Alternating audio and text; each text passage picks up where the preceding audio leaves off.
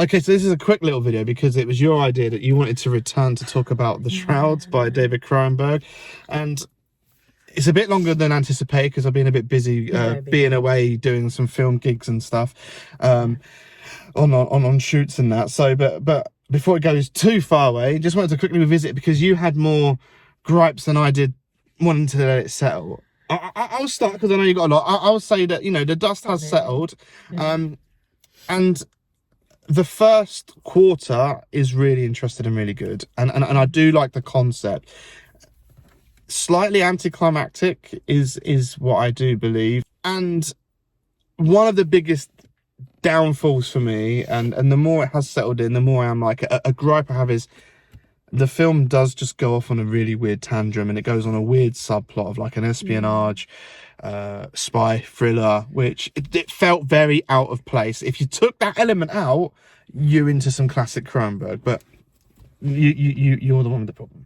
Well, since we're doing the follow-up, I've been sat here, I've been thinking it's a very forgettable film, because I haven't really thought about it since we did the initial review. But I have thought about the concept. I would just say, I have that stuck briefly with me. Yeah, the concept, I really liked the concept. That is, I found it fascinating. But yeah, the film just doesn't go anywhere. And the more I thought about it at the time, it's just chaotic, and it's badly directed, and it is bad because the acting is really, the dialogue and the acting is really bad and really forced, and I don't think it was done very well. And if it was done by any other director, I would be just as critical, because I like Cronenberg, but this film doesn't meet my standards of what I expect from him. There's some scenes in it I love, there's some visuals in it I love, and there is a concept I love, and there is a lot of stuff I really do love, but as a package it doesn't fit together well. Human undertones of grief and letting go and that side of it. But you know, every time I've sat down to try and think about it, to do a follow-up, I just feel like it felt like a very personal film, but like as a package, it doesn't gel or fit together very well. And that's what kind of lets it down. But it does feel like a therapy. Like someone's giving themselves therapy. Cronenberg going like exploring. I think I was expecting more body horror Cronenberg in that, with the concept of death and shrouds and decay and grief. I was expecting more of an existence or Videodrome. But it's decay of the mind and which he could have gone crazy but kept it in a good story. But instead it was just this weird dialogue drama that never really went anywhere, and it didn't really make any sense, and there were too many plots. But it's a blend of his old and new work, and they collide a bit, and doesn't work in the sense. So there's the old Cronenberg in there like screaming out, and then there is actually mixed with the new Cronenberg. And when I say the new Cronenberg, like the future. Well, History of Violence and Eastern Promises were quite different for Cronenberg, but that was his kind of new wave really. And like History of Violence did have a moment which reminded me of the old Cronenberg. There is a deleted scene that's very body horror in old Cronenberg, but it was deleted. Which, do you know what? You should look into that, because History of Violence is a great film. Well, I say great film. I do really like it, but it's a bit odd as well, and that rushes through the last act very quickly, I found. But the scene that was deleted is an interesting scene, but I can see why it was deleted, because it felt like it belonged in Naked Lunch or Videodrome, and History of Violence wasn't that.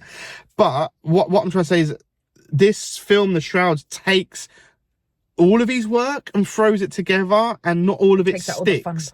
They're like I said, there is a scene straight out of Crash in there, which is another film I love of Cronenberg. I adore Crash, and there is a scene which is taken straight out of it, but then it's also mixed with like stuff which feels like it was Eastern Promises, a little bit of History of Violence thrown in there, then stuff like there is like a hint of the Naked Lunch and Videodrome stuff, and it's a real picnic of these films. It's like a highlight reel, and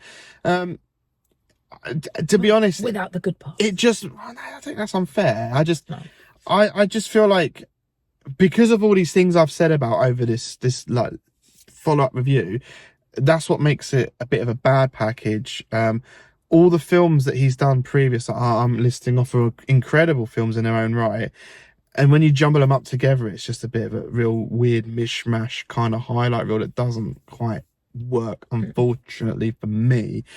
But still a very interesting concept, and a film that I wouldn't mind revisiting just to relive that concept, because I quite like it in a way. Like, it's still... I would probably fall asleep if I watched that again.